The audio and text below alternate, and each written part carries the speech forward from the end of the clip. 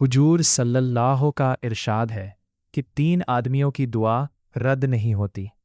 एक रोज़ेदार की इफ्तार के वक्त, दूसरे आदिल बादशाह की दुआ, तीसरे मज़लूम की, जिसको हक़ ताला शानहू बादलों से ऊपर उठा लेते हैं और आसमान के दरवाजे उसके लिए खोल दिए जाते हैं और इरशाद होता है कि मैं तेरी ज़रूर मदद करूँगा, गो किसी मसलहत से कुछ देर हो जाए। दुर्रे मंसूर में हज़रत आयशा रज़ी अल्लाह से नकल किया है, जब रमज़ान आता था तो नबी करीम सल्लल्लाहु अलैहि वसल्लम का रंग बदल जाता था और नमाज में इजाफ़ा हो जाता था और दुआ में बहुत आजिज़ी फरमाते थे और खौफ गालिब हो जाता था। दूसरी रिवायत में फरमाती है कि रमज़ान के ख़त्म तक बिस्तर पर तशरीफ़ नहीं लाते थे। एक रिवायत में है कि हक़ ताला शानहू रमज़ान में अर्श के उठाने वाले फ़रिश्तों को हुक्म फरमा देते हैं कि अपनी अपनी इबादत छोड़ दो और रोज़ेदारों की दुआ पर आमीन कहा करो। बहुत सी रिवायात से रमज़ान की दुआ का खुसूसियत से कबूल होना मालूम होता है और ये बेतरदुद बात है कि जब अल्लाह का वायदा है और सच्चे रसूल का नकल किया हुआ है तो उसके पूरा होने में कुछ तरद्दुद नहीं।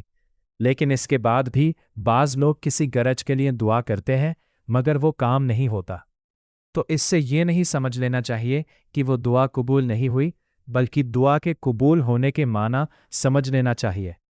नबी करीम सल्लल्लाहु अलैहि वसल्लम का इरशाद है कि जब मुसलमान दुआ करता है बशर्ते कि कताए रहमी या किसी गुनाह की दुआ न करे, तो हक़ ताला शानहू के यहाँ से 3 चीज़ों में से एक चीज़ ज़रूर मिलती है।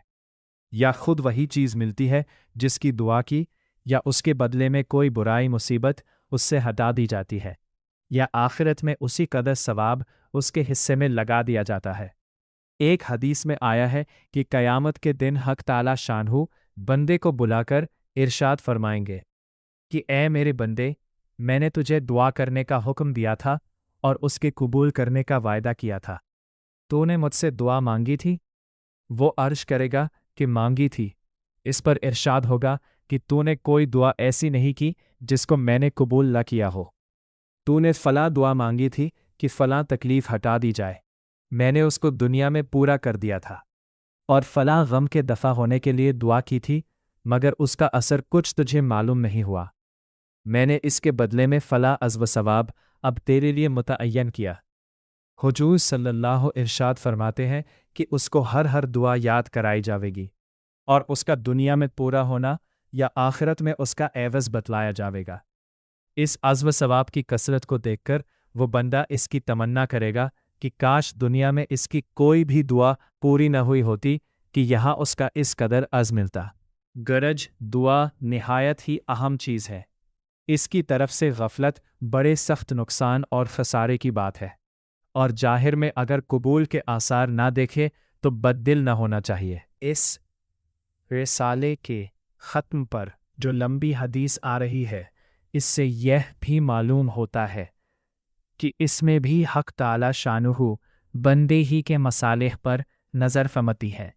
अगर उसके लिए उस चीज़ का अता फरमाना मसलहत होता है तो मरहमत फमती है, वरना नहीं। यह भी अल्लाह का बड़ा एहसान है कि हम लोग पसा औकात अपनी नाफहमी से ऐसी चीज़ मांगते हैं जो हमारे लिए मुनासिब नहीं होती।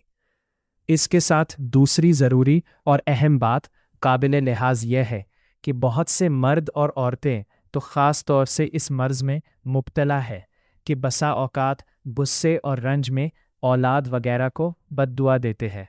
याद रखें कि अल्लाह जल्ला शानुहु के आली दरबार में बाज़ औकात ऐसे ख़ास कबूलियत के होते हैं कि जो मांगो मिल जाता है। ये अहमक गुस्से में अव्वल तो औलाद को पोसती है, और जब वो मर जाती है या किसी मुसीबत में मुब्तला हो जाती है तो फिर रोती फिरती है और इसका ख्याल भी नहीं आता कि यह मुसीबत खुद ही अपनी बद्दुआ से मांगी है। नबी करीम सल्लल्लाहु अलैहि वसल्लम का इरशाद है कि अपनी जानों और औलाद को नीज़ माल और खादिमों को बद्दुआ न दिया करो। मुबादा अल्लाह के किसी ऐसे ख़ास वक्त में वाक़े हो जाए जो कबूलियत का है। बिलखुसूस रमज़ानुल मुबारक का तमाम महीना तो बहुत ही ख़ास वक्त है। इसमें एहतिमाम से बचने की कोशिश अशद ज़रूरी है।